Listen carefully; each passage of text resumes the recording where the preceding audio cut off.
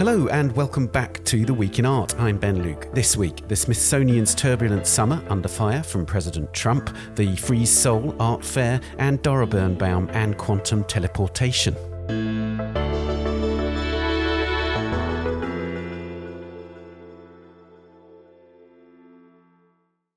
Since we were last on air, the US government has announced what it calls a comprehensive internal review of activities at 8 of the 21 museums under the umbrella of the Smithsonian Institution. Meanwhile, one of those museums, the National Portrait Gallery in Washington, D.C., saw the artist Amy Sherald cancel a long-scheduled exhibition of her work, citing censorship and institutional fear of the US government.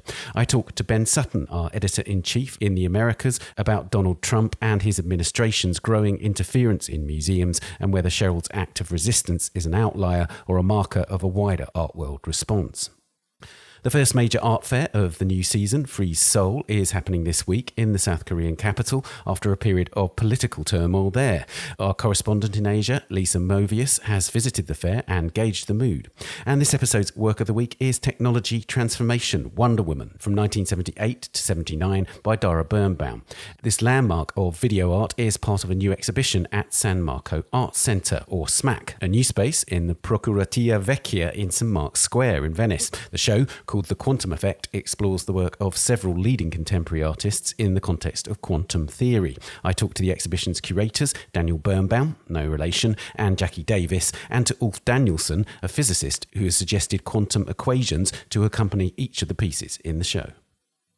Before all that, as the academic year restarts, we have a new student subscription. Stay connected to the art world from your first lecture to your final dissertation with a 3-year student subscription to the art newspaper for just £99, $112 or €105. Gift, quarterly and annual subscriptions are also available. There's a link in the show notes.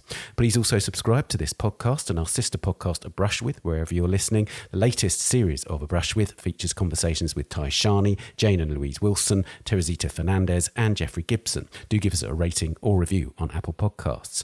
And my new book featuring 25 interviews from the A Brush With podcast, as well as new text, has just been published. It's called What is Art For? Contemporary Artists on Their Influences, Inspirations and Disciplines. And it's published by Henny and priced $39.95 or £29.95.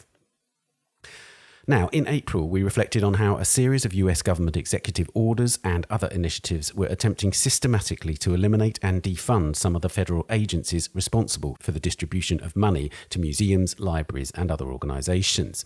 In the past month, the Trump administration's focus has turned particularly to the Smithsonian Institution, the world's largest museum, education, and research complex, with a letter sent in August from the White House to the Smithsonian Secretary detailing what it called a comprehensive internal review of the institution's activities. This followed an embarrassing moment for one of the museums under the Smithsonian's umbrella, the National Portrait Gallery in Washington, D.C. In late July, the artist Amy Sherald cancelled the Portrait Gallery's iteration of her touring retrospective, citing censorship. Our editor-in-chief in the Americas, Ben Sutton, joined me to unpick the details of this turbulent few weeks for the Smithsonian. Ben, since we were last on air, there's been quite an extraordinary sequence of events relating to American politics and museums. They mostly relate to the Smithsonian. So I think, first off, there will be listeners who probably don't know the scope of the Smithsonian as an institution, and it is an enormous institution. Can you just set the kind of tone for the conversation by telling us what is the Smithsonian, how many museums are involved and so on, and how's it funded is important too? Yeah, absolutely. The Smithsonian is sort of an unwieldy institution in that it is the largest institution of its kind in the world. It covers 21 museums in both New York and Washington, D.C. Most of them are in Washington, D.C. The National Zoo is part of the Smithsonian. There's a whole kind of network of research centers, both around the U.S. and abroad, that are part of the Smithsonian in various ways. So it's just this huge kind of bureaucracy, basically, but it's not technically part of the federal government. It has this weird sort of relationship where it's part of an independent federal trust, and it's overseen by a board of regents, the 17-person board that includes a whole bunch of political folks, so 6 members of Congress, half Democrats, half Republicans, but also the Chief Justice of the Supreme Court, John Roberts, the Vice President, currently J.D. Vance, and then a sort of hodgepodge of people from the worlds of science, business, and the arts. The kind of most notable art person on the board currently is Michael Govan, the CEO of LACMA in Los Angeles. And it has a budget that is determined by Congress. So it's via like an appropriation process, which is also how like the NEA and the NEH are funded. And it's roughly accounts for about half of the Smithsonian's budget in a given year. The Smithsonian's overall budget in fiscal year 2024 was $1.09 billion. Right. For reference. Okay. Now, the first sort of major moment happened in August. It's the 12th of August that the Smithsonian letter comes from the government. Yes. And this is from three people in particular in the government. We can come on to that. But basically, it was talking about a comprehensive internal review. And it set out quite specific terms, didn't it? Yeah. So basically, this letter addressed to Lonnie G. Bunch III, who's the secretary of the Smithsonian, effectively the leader of the Smithsonian, is addressed to him on August 12th. And it comes from three assistants to the president, some members of the White House staff. And it mandates a 3-part 120-day internal review of activities at 8 of the 21 Smithsonian museums. So that's the National Museum of American History, the National Museum of Natural History, the National Museum of African American History and Culture, the National Museum of the American Indian, which has locations in both DC and New York, the National Air and Space Museum, the Smithsonian American Art Museum, the National Portrait Gallery, and the Hirshhorn Museum and Sculpture Garden, which is effectively the Smithsonian's Contemporary Art Museum. So basically, in this 120-day review, it's setting certain barriers that they need to get past at certain points, right? So there's a 30-day point, there's a 75-day point, and there's a 120-day point. And it's really asking a huge amount of these museums to do this and to appoint somebody who's going to liaise with the US government, basically, to achieve all these things. Can you give us a flavour of what specifically it is they're asking for? Yeah, well, I mean, one of the stipulations in the first 30-day requirements is to appoint one person per institution to be the point person. But honestly, I think it's going to have to be like a team of people because what they're asking for is quite onerous. So in the first 30 days, every one of those 8 museums has to supply information about what they're doing for the 250th anniversary programming. So next year, and Trump is very fixated on this, next year is the 250th anniversary of the signing of the Declaration of Independence, that, you know, effectively the 250th birthday of America, or the semi-quincentennial, as everyone loves to try to say. And so all of these institutions have been asked to provide kind of detailed outlines of their plans for any programming related to that anniversary next July. And it seems to sort of betray not very much knowledge about how museums work to me, because they're asking for the kind of like the wall texts now, which is like absurd, because as anybody who knows who museums, wall texts aren't written a year and a half in advance of a show or whatever. Right, you know? Yeah, wall text is final sort of like the night before the press preview. Hopefully. Exactly, right. So yeah, they're asking for the 250th anniversary programming. They want catalogs, didactics, budgets, and more materials for any current and sort of ongoing exhibitions. They want schedules, proposals, and tentative budgets for all upcoming on-site and traveling shows for the next 3 years, so 2026 to 2029. And then they want all the kind of decision-making processes and internal organizational charts for sort of staffing and how decisions get made. And also that each museum designate a kind of point person for this whole review process. That's in the first 30 days, which is ending in 9 days. So right, yeah. I mean, obviously this whole letter and everything in it is sinister. But I think the first sinister detail to me was this idea that they want to know about the paperwork about acquisitions and exhibitions and so on. So they're looking very specifically about these kind of decisions and how they're made and how much they accord with the governmental point of view, aren't they? So fundamentally, it's a kind of totalitarian vision of museums, and they're trying to intervene even at the decision-making process relating to acquisitions and so on. So that really hits home, doesn't it, in that first 30-day period? Yeah, well, I mean, I guess we'll see how it pans out. My guess is that they're looking for any sort of places where a curator might have said something that they can kind of weaponize, like, oh, we could really use another work by an Asian American artist, and they're going to say, oh, well, this is like, you know, some form of affirmative action or something. And I think there's a lot of details that they're going to be poring over for instances like that, where they can kind of paint these institutions as woke. Yes, exactly. Yeah, very much so. And then the 75-day deadline, again, they're asking for an enormous amount by that stage. And I'm not sure they understand how museums are run. And the idea that one of the details is that they've got to give a complete inventory of the permanent collections. And I'm not sure they understand what that means. Do you know what I mean? It just seems absurd that the complete inventory will somehow be containable within something that can be sent to a government official. Right, within anything. Yeah, I mean, I should know this, but I'm sure that the National Museum of Natural History has a collection of, several million objects. So the idea that you're going to send a binder listing all those things is just is pretty ridiculous. But so the other things that they're looking for within 75 days are, the entire permanent collection inventories, education materials related to all current exhibitions, web addresses and descriptions for all the websites and exhibition websites, an inventory of all partnerships with outside artists, historians, nonprofits, and advocacy organizations, which I think potentially implicates like almost every major art institution and art school. Like that's one of the things that I think is interesting about this review, is that it's attempting to take a quite objective, more or less, approach, or at least language. But when you actually look at the language, it's super vague in a way that like just about anything and everything could be seen as up for review, and I'm sure on the other side will be potentially framed as problematic. Absolutely. And it does seem to me, again, looking at the most sinister elements of this letter, that the idea that they're somehow going to take an overview of the kind of people and institutions and non-profits and funding agencies and so on that liaise with the museums is really deeply scary, I think. This idea that they're going to somehow police who it is that the Smithsonian engages with and what it is that they engage with. It seems deeply disturbing in many ways.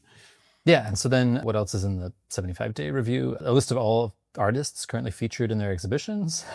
Yeah. And any who have received Smithsonian grants, any surveys on sort of visitor experience. And then they're also going to be conducting interviews. I think the phrasing in the letter is voluntary interviews, but something seems highly involuntary about it, with curators and senior staff at each of the museums. And also, this is where the first whiffs of direct propaganda, I think, appear in the letter, because they're talking about the plans for the 250th anniversary and about how they align messaging and public engagement. So there's this idea that the plans for the 250th anniversary somehow need to accord with what the government wants them to do. Yeah, it's in both this passage and at the end of the letter, there's a reference to one of Trump's executive orders from March, the one that restoring truth and sanity to American history. So it goes very quickly from sort of assuring that they don't want to interfere in any way with making pretty clear that we won't interfere as long as you're already doing what we want you to do. And so 120 days, the sort of conclusion of all this, what needs to happen by then? Well, this is where things get strategically vague, right? So after 120 days, the museums are expected to, quote, begin implementing content corrections where necessary, replacing divisive or ideologically driven language with unifying, historically accurate, and constructive descriptions across placards, wall didactics, digital displays, etc., end of quote. So essentially, anything that we find objectionable has to be changed within 4 months. Yeah, and a whole series of weasel words as defined by the American government, basically. Exactly, yeah. So it's pretty alarming. Yeah, indeed. Following the letter, Trump issues a statement on Truth Social, which is this platform that all his missives and complaints are issued on. And that directly refers to the Smithsonian, right? And it's much more kind of aggressive language and so on. And he's sort of very specifically talking about certain aspects of the Smithsonian, isn't he? Yeah. Yeah, I mean, to my knowledge, he has not visited a Smithsonian institution during his second term. I know he got a tour of the National Museum of African American History and Culture from Lonnie Bunch, who was its founding director during his first term. But I think he's focusing and fixated on a few displays that reference basically slavery and the civil rights movement. And that seems to be what he's largely harping on. So his post on Truth Social is really focused on that, basically as sort of unhinged as you would expect. But it says, quote, "The Smithsonian is out of control, where everything discussed is how horrible our country is, how bad slavery was, and how unaccomplished the downtrodden have been." And then it goes on to get even stranger. But the crucial thing is that Lonnie Bunch, the secretary of the Smithsonian, actually wrote a memoir in which he talked about when Trump did go to the Smithsonian. Yeah. This was during his first term, and apparently he was in a bad mood.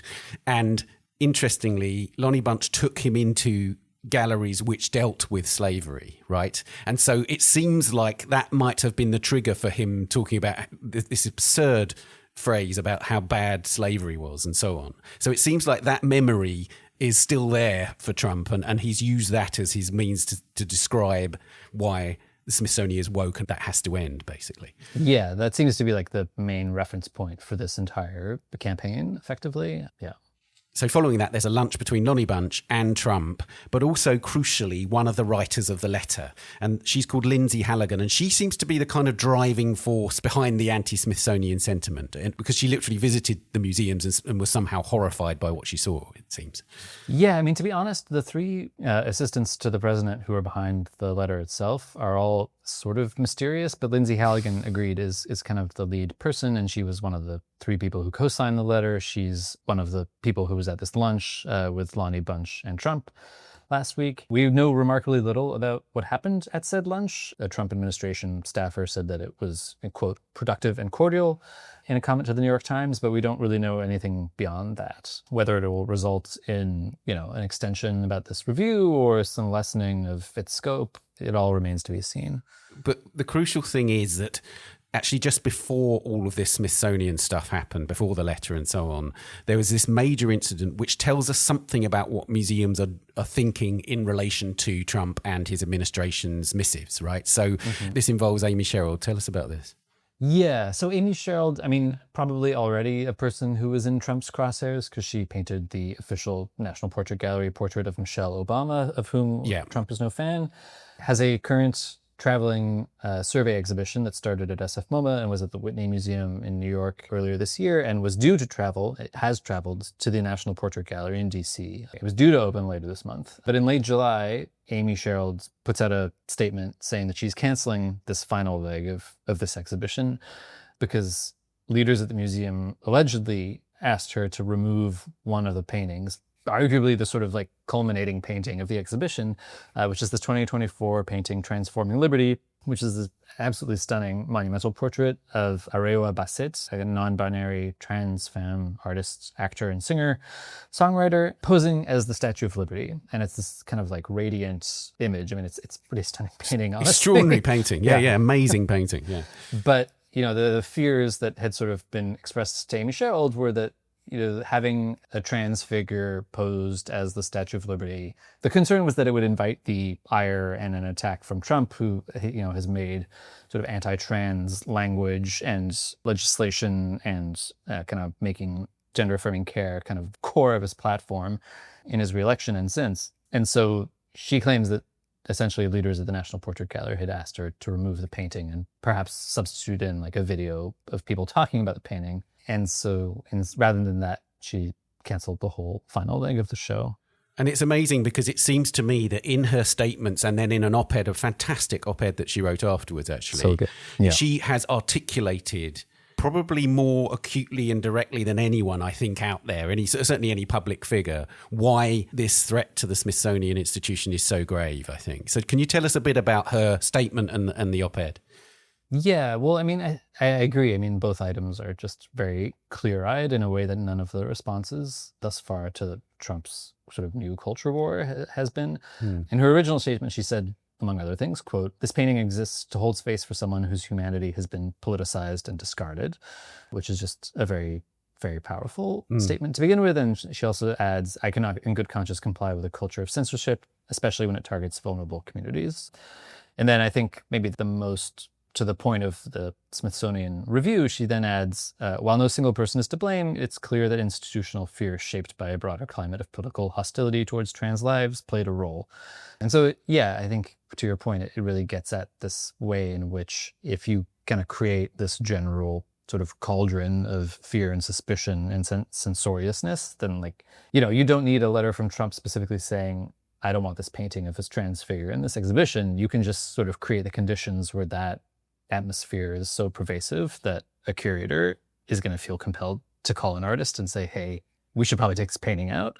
Yeah, it's pretty chilling, that, isn't it? We should actually say that the Smithsonian denies that this was the story, this was the narrative, that they say that they wanted to hold further discussion. Is that right? So Amy Sherald cancelled the show before they had the chance, they say, to involve her in further discussions. Yeah. Now, Amy Sherald's op-ed, I think, is even stronger. I'm going to read a bit of that because she deals with the general point really well here, I think. And I'm going to read a bit from that. She says, art carries what is too heavy for language to hold, and museums at their best give us the full picture rather than the flattering one. That independence is not ornamental. It's as vital to democracy as the freedom of the press. And she's hitting so many concerns there, right? The fact that she brought the press into it clearly is no accident. But it's fascinating that an artist is, in many ways, becoming the kind of strongest advocate for why we should resist this, and that actually the museum world is still very quiet about this, despite the fact that we have like really massive alarm sounds telling us what's going on in terms of the government's attitude to museums. Yeah, absolutely. No, I mean, I think what she articulates so well and is so clearly sort of speaking directly to Trump's concern is this perception, I guess, that the museum of a country, like the Smithsonian, is basically like the closest thing the US has to like a national museum network. You know, she's really sort of like speaking to his perception that like a national museum should be nationalistic. Yeah. And I think she sort of like makes that point very succinctly, that to reflect and sort of document and be a museum of a country doesn't mean that you just have to say that that country is awesome or the hottest, as Trump bizarrely did. Both the op-ed and her original statement are very powerful. And she sort of gets into the past culture wars dating back to like the early 20th century up until the hide-seek debacle with the censoring of a David Wojnarowicz's piece, which is also at the National Portrait Gallery. Yeah, and not that long ago, actually, you know, during Obama's first term. So we're not saying that this is exclusively to periods where we have far-right governments, you know. Exactly. Yeah. So no, I think it's really well written. I mean, I guess to your bigger point, I hate to always put the burden on artists, but I feel like in this moment, in a moment like this, when most people seemingly in the museum world seem to have been kind of browbeaten into silence, or like, you know, there have been a few public statements made by certain museum groups and freedom of expression groups, but they're pretty limp. Honestly, I think on some level, like artists have the freedom to make these statements, and especially an artist like Amy Sherald, who has so much momentum and so much power within the art world that she can do this. She can come out effectively against a president, effectively canceling like her own major exhibition. You know, I think artists have that freedom that a staff member at a museum in Washington doesn't necessarily have. No. But then this is in a way where I want to conclude this is, where are the wider voices? You know, who's going to speak up? Because, you know, museums actually are powerful, and there are plenty of non-publicly funded, non-federally funded museums out there who are enormously powerful and have enormous weight and influence with their audiences and so on.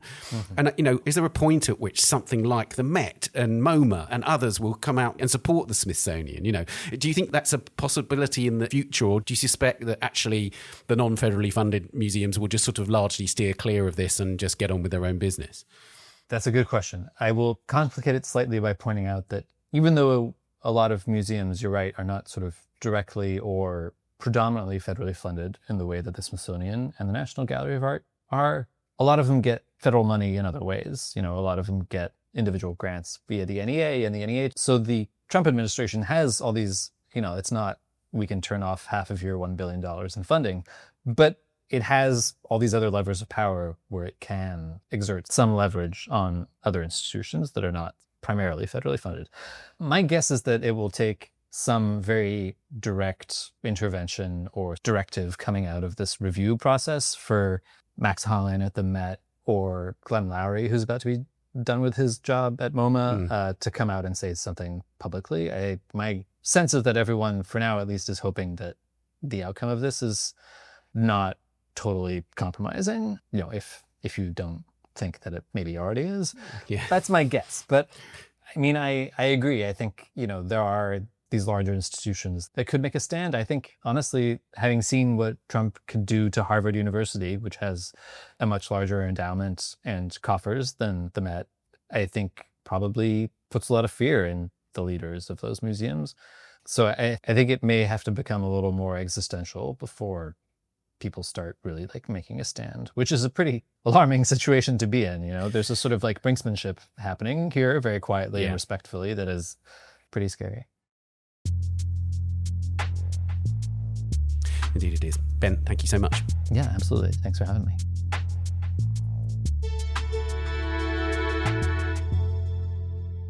In the hours after Ben and I talked on Wednesday, the New York Times reported that it had obtained a letter sent by Lonnie G. Bunch, the Smithsonian secretary, to the institution's staff. In the letter, he said that he took his responsibility to steward the institution on behalf of the American people very seriously, and added that the Smithsonian's independence is paramount.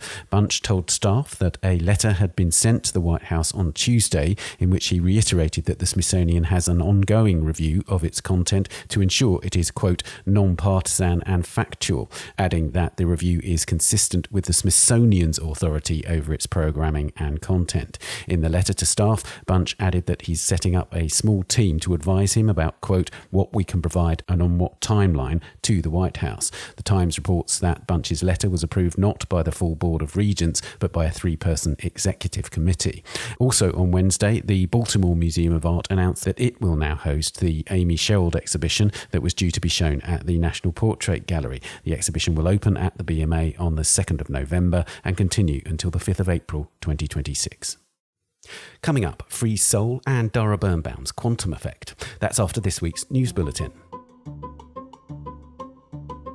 Sylvain Amick, the director of Paris's Musée d'Orsay, has died suddenly at the age of 58. His death was announced on Sunday by the French culture minister Rachida Dati. According to a source quoted by the French daily newspaper Le Figaro, he died of natural causes while on holiday in a village in the Gard region in the south of France. In a message posted on X, the French president Emmanuel Macron, who appointed Amick as the head of the museum in 2024, expressed his shock at the curator's death and added that Amick, quote, wanted everyone to be able to access the marvels of art from Manet to Soulages. Dati said that Amick was a warm man, attentive to others, who believed in opening culture to everyone and every place, and that art had lost one of its best connoisseurs and a great servant of the state. Amick began his museum career at the Musée Fabre in Montpellier in southern France, where he managed the 19th and 20th century collections. For more than 10 years, beginning in 2011, he headed the Rouen Museum, and in 2022 he joined the central administration and became an advisor on museums to the former culture minister Rima Abdul Malak.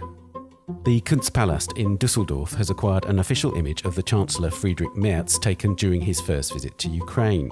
The photograph shows Merz at a meeting of the so-called Coalition of the Willing, huddled alongside the Ukrainian President Volodymyr Zelensky, the French President Emmanuel Macron, the Polish Prime Minister Donald Tusk, and the British Prime Minister Keir Starmer during a phone call with Donald Trump. It was taken on the 10th of May this year by Jesko Denzel. Linda Konzer, the head of the Department of Photographs at the Kunstpalast, told the art newspaper that in including reportage in art historical collections, quote, you pay respect to its meaning for the visual history of our present. She added that the photograph tells us something about how the German government wants its stance on the war between Russia and Ukraine to be perceived as supportive and level-headed, showing Europe standing together on the side of peace.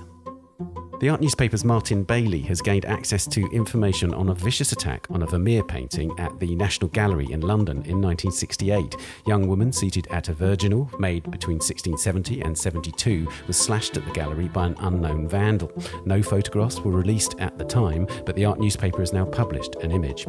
The attacker seems to have been intent on removing the head of the young woman, but failed to cut it entirely from the canvas, which would likely have rendered it permanently damaged. An attendant was in the room where the painting hung, but could only see 10 of the 25 paintings, since they were displayed in bays. The damage may have been reported as much as 2 hours after the attack.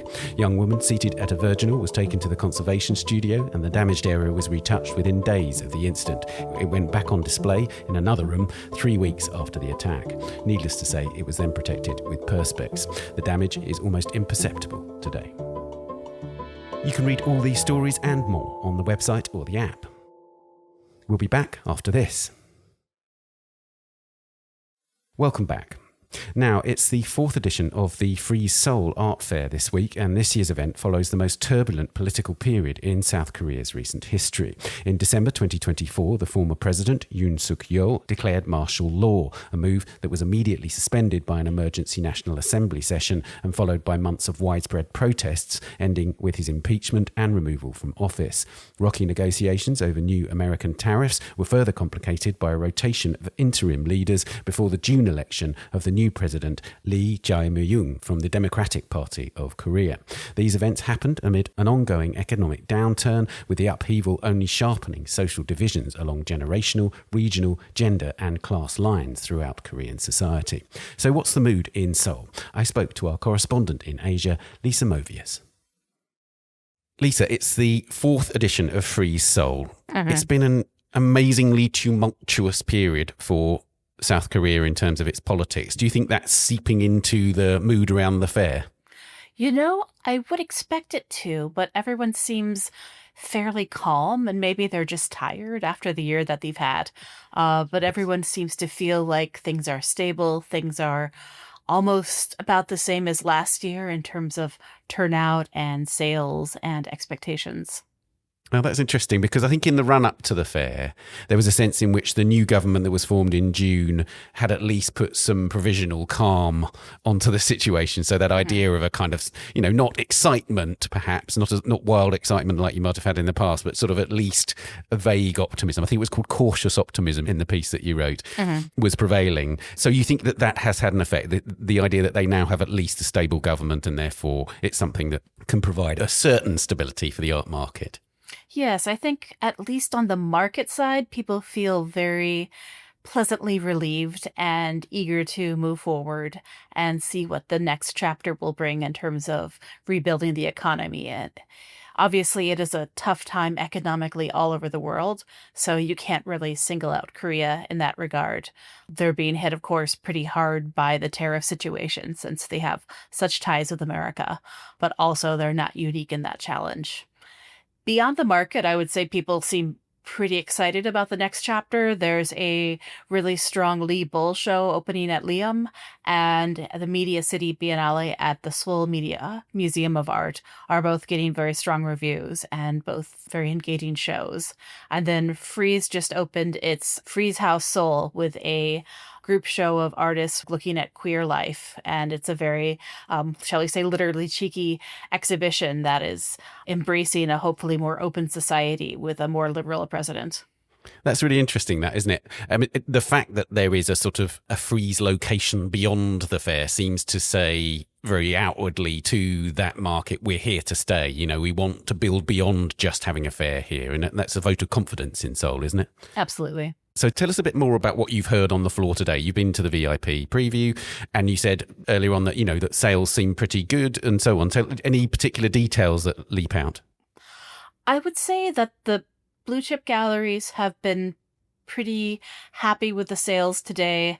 And then of the medium-sized galleries, those that are either from Korea or have long-term presence here, whether a gallery or a representative or have been coming to Frieze or Kiev for a very long time, say that they're seeing a pretty good repeat turnout of collectors, familiar faces.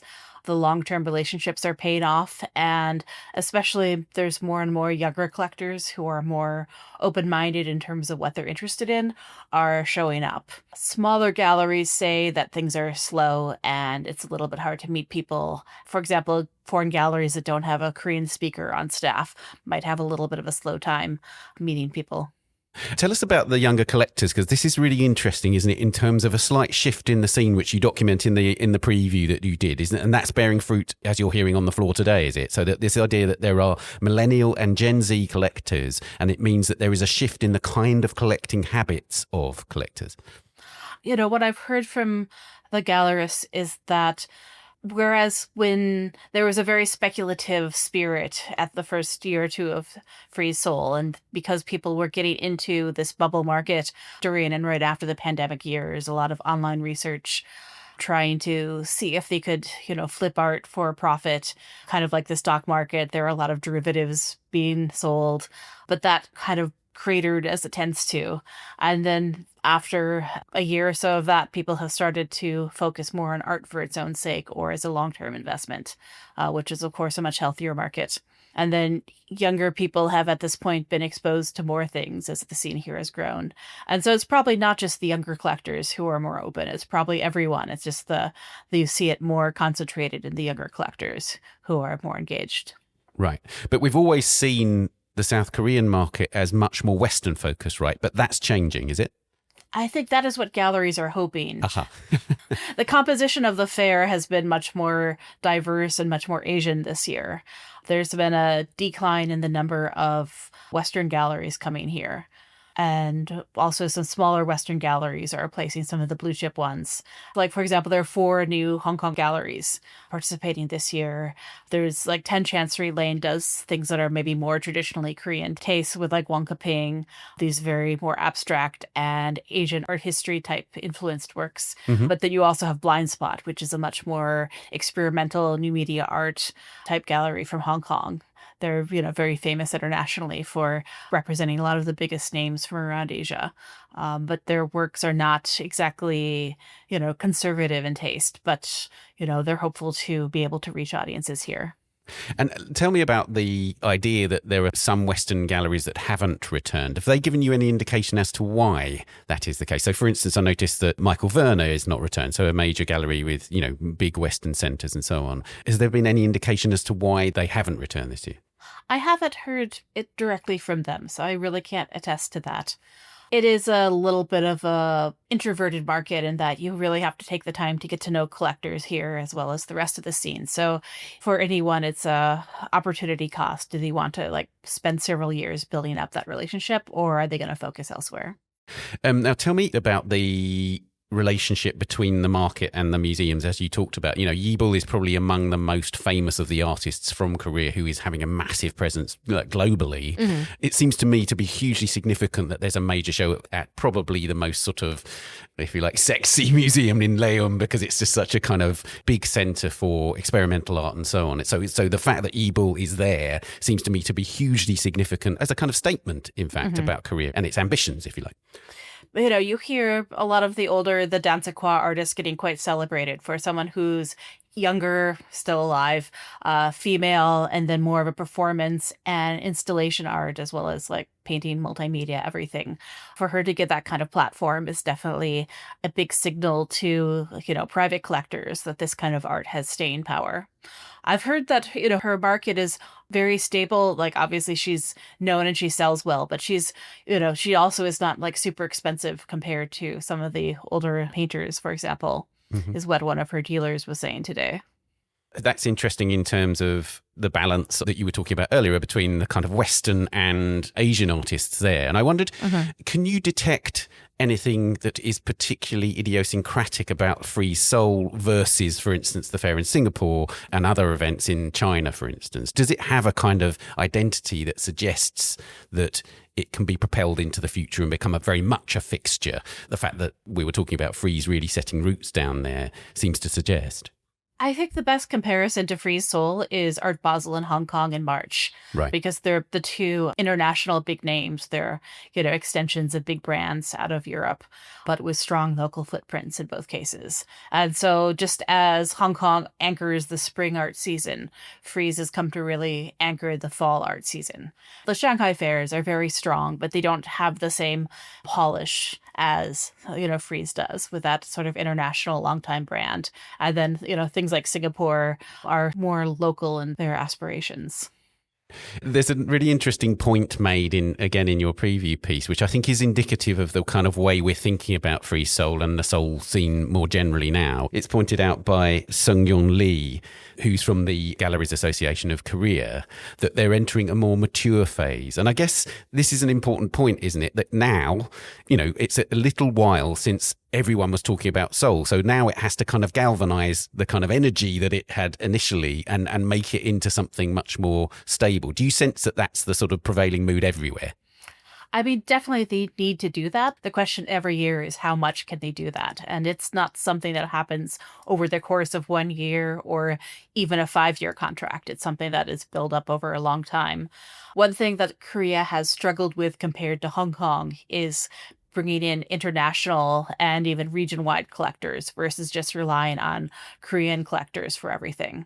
And I think one thing that Patrick, the director of Frieze, said to me today is that, even though there's not the big Gwangju Biennale, which is the biggest biennale in Korea, there's the smaller Media City one and the Libul show. There's still a big draw for international curators to come and check out Korea Art Week and see what's on offer. But that's interesting about the need to appeal beyond the Korean collector market and the Korean kind of art scene, right? And you Right. sense that that's still where it has to grow. Right.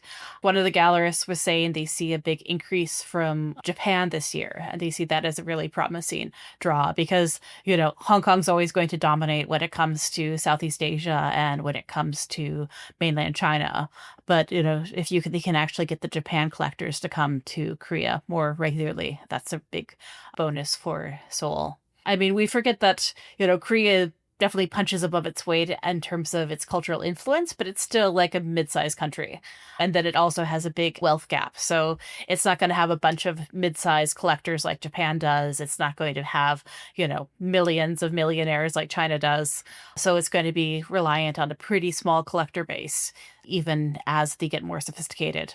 So it does need to be able to pull in from more regions like Japan. Also, there's very strong relationships between Korea and Taiwan because they both have very active gallery associations and gallery association run fairs. Lisa, thank you so much. My pleasure.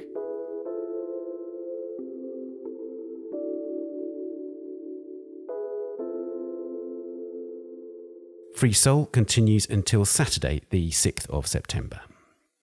And now it's time for the work of the week. A new exhibition called The Quantum Effect at the San Marco Art Centre, or SMAC, in Venice, looks at contemporary art in relation to quantum theory. Among the works in the show is Technology Transformation, Wonder Woman from 1978 to 1979, a pioneering video work by Dara Birnbaum, who died earlier this year. Like all the works in the exhibition, it's accompanied by a quantum equation proposed by the leading physicist Ulf Danielsson. I spoke to him, as well as the exhibition's curators, Daniel Birnbaum and Jackie Davis. Jackie, before we talk about Wonder Woman, the specific work, let's talk about Dara a bit. She is a real pioneer of video art. She discovered video art in Florence, which is a wonderful thing, which is actually an amazing story in its own right. We won't go into it here, but Florence was this amazing kernel for video artists in the 70s, and she was one of those artists, wasn't she? Yeah, exactly. And I think that what she found, and a lot of young women found in this medium, was a way to actually challenge a lot of stereotypes and a lot of norms through this relatively new and cheap technology. So making video art, observing what was happening through the media, and then kind of reforming that and analyzing that and editing and changing that in order to challenge it. Yeah, and Daniel, there's this wonderful story that she was basically getting this information about how much people were watching television at the time. So she got this stat that people were watching television for 7 hours and 20 minutes every day. And this kind of infused her thinking around this work, didn't it? And about how to confront this startling fact, basically. Yes, I mean, she's one of the key artists that using actually also television as a distribution system and the language of television, the spectacle, even, being a female as a kind of spectacle. And she would critique it, but more through exaggerations and emphasis than some sort of overly simplistic, boring form of critique. I think she's an unbelievably effective storyteller and a great artist. I love this fact, Jackie, that she says that she wants to define the language of video art in relation to the institution of television. So she was really keen to use a language that people understood from the kind of public interpretation of the media and use it as a form of interpreting through a kind of more rarefied, if you like, medium. But she did it in such an effective way, and she wanted to have an audience for that, didn't she? Yeah, exactly. She did critique the medium and she did challenge things, but she also played within it. She played inside the medium. She used the same tools. She used the same images. She just basically took things apart and put them back together again in a slightly different way, which challenged what those meanings were and how those meanings were kind of built out of these tools, out of shooting and editing, and then also the presentation, the transmission of those images again. And Daniel, I watched the piece again this morning on YouTube. It's really interesting that she was quite accepting of the fact that she, having used other people's material, should not object to the fact that somebody had gone out there and got her video and whacked it on YouTube. You can watch it on YouTube. Watching it again, and I've seen it many times, I'm always startled by it as a visual document. It's an extraordinary thing to watch, isn't it? Can you describe it for us? Yes, I mean, it's unbelievably, I think, entertaining. It's very kind of silly, if you want, Yeah. because it just goes on and on and on, and there are these explosions like in some sort of disaster movie or something, and it just keeps going, and it wouldn't stop. No, I find it super fun. It is super fun. And so, Jackie, it's like basically what we see is lots of explosions. The explosion that happens when the character transforms into Wonder Woman. And then this just repetitive motion of her whirling in space and then becoming this character. And again, it's this process of iteration and reiteration, isn't it? Constantly refreshing, and almost like a kind of insistent image that makes us question the very nature of what we're seeing in a way. It does.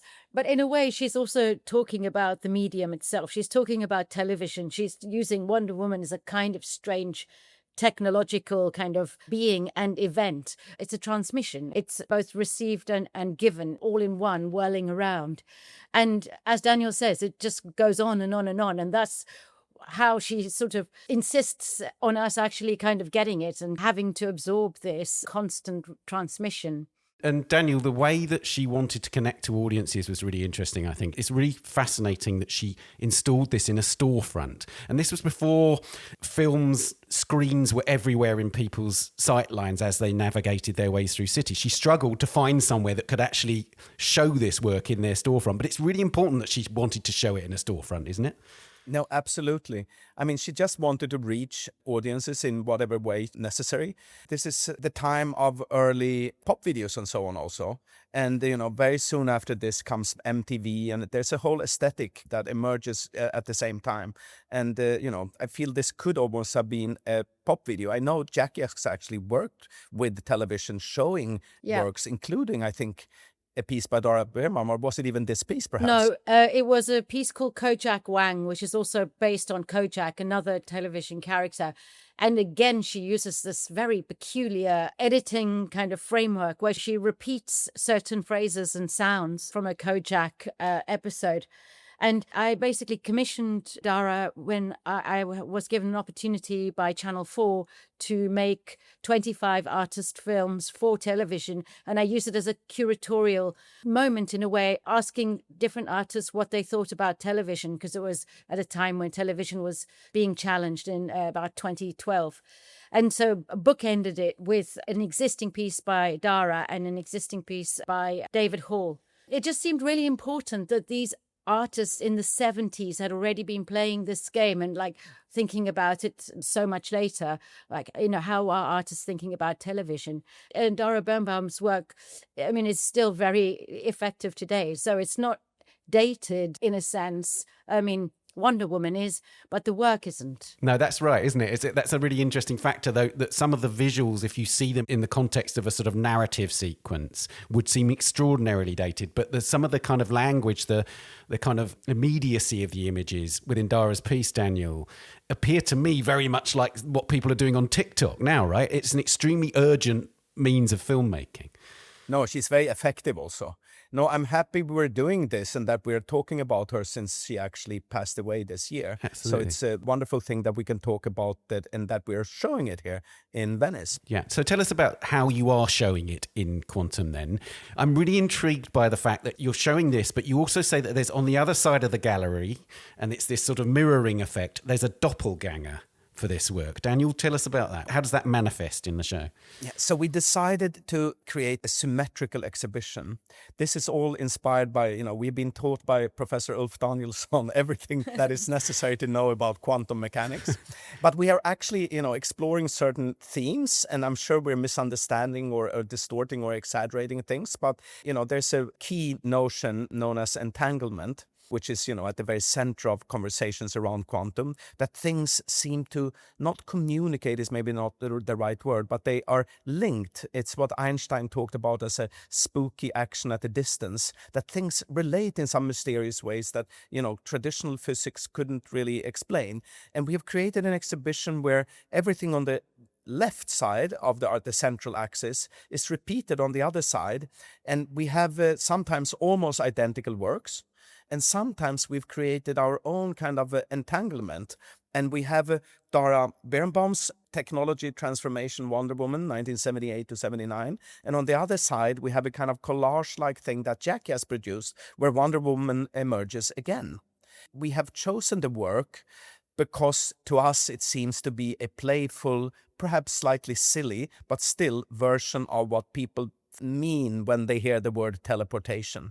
It's not just that she's kind of leaving the physical space and enters another space. She's also transforming. The piece is called Transformation. Yes. She is entering other kinds of perhaps womanhood, I don't know, from being a normal woman to being a kind of a superhero woman. It's really interesting that, isn't it, Jackie? Because she talked about wanting to find an in-between space between the secretary and Wonder Woman. And that was obviously a kind of feminist sense, but you're sort of extrapolating that within a different framework here.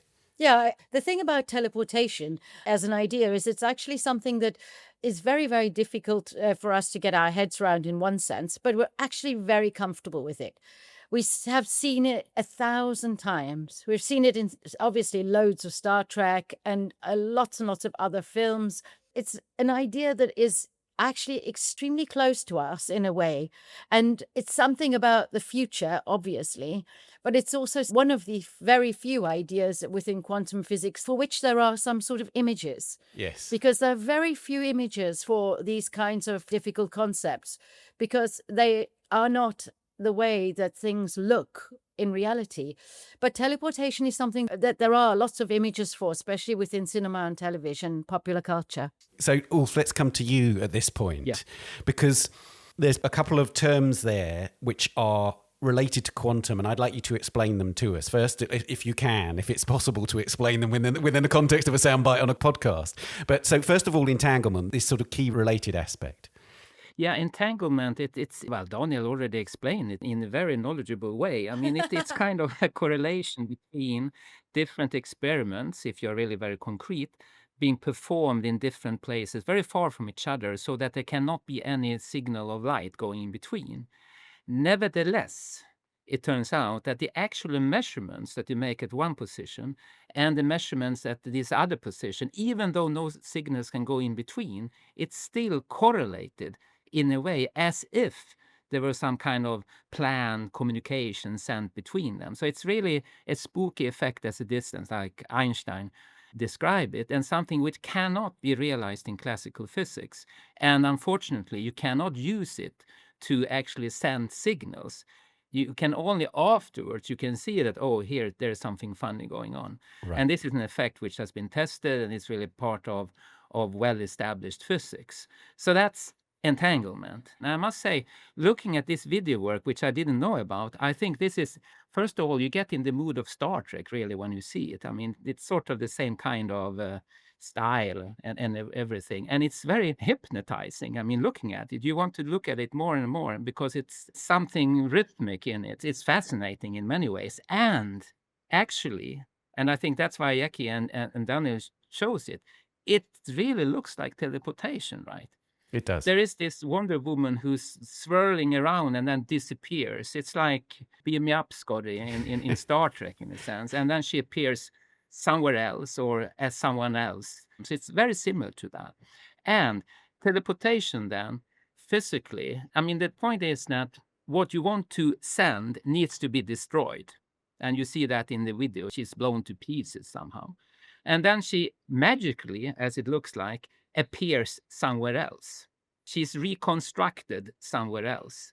But the point is, it's not an original which is destroyed and just a copy which is reconstructed, which is different from the original. It's really identically the same kind of object which is reconstructed.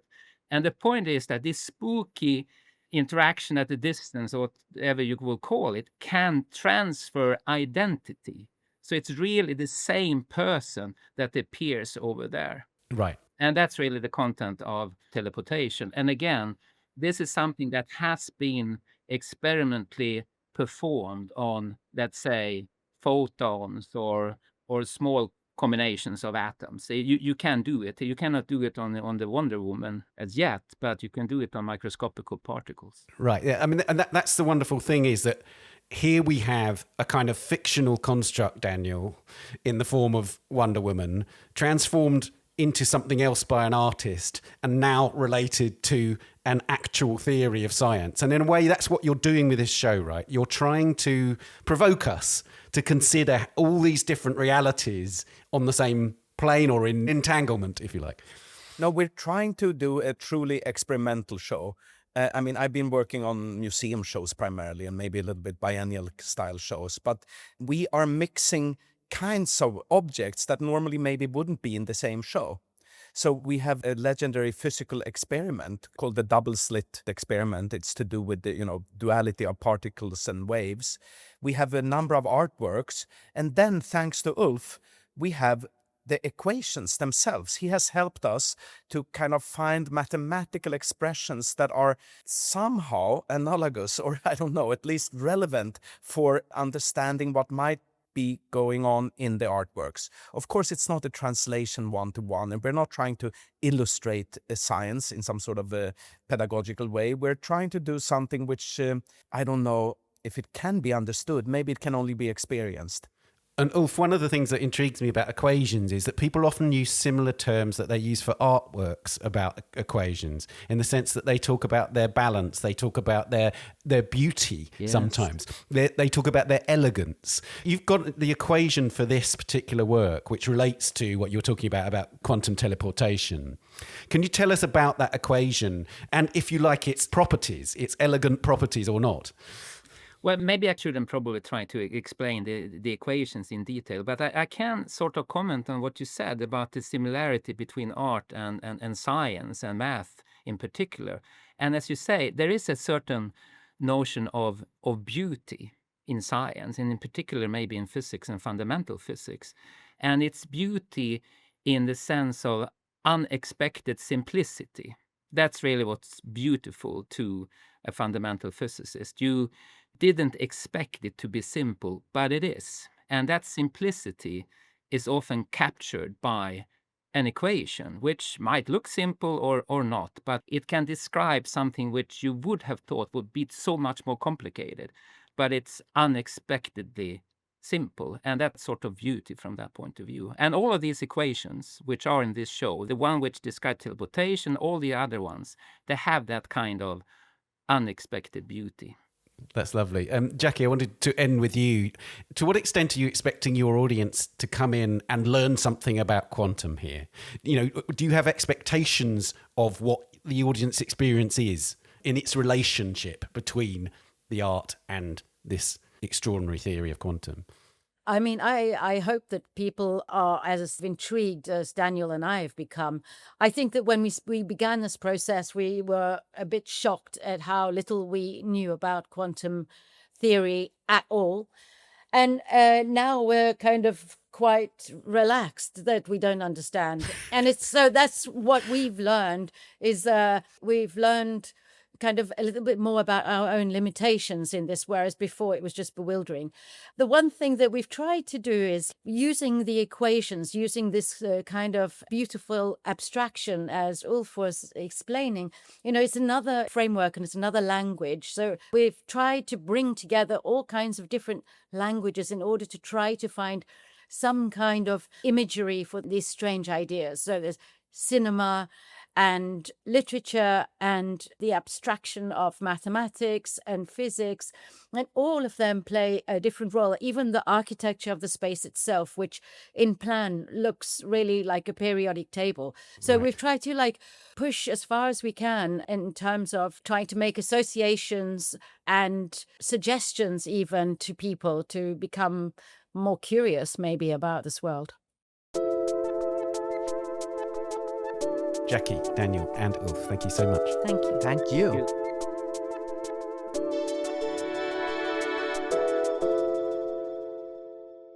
The Quantum Effect is at SMAC in Venice from the 5th of September to the 23rd of November. And that's it for this episode. The podcast is produced by Alexander Morrison, Philippa Kelly and David Clack, and David's also the editor and sound designer. Our social editor is Kelly Foster and our designer is Daniela Hathaway. Thanks to our guests, Ben, Lisa, Daniel, Jackie and Ulf. You can find us on Facebook, Instagram, Threads and Blue Sky. Thank you for listening. We'll see you next week. Bye for now.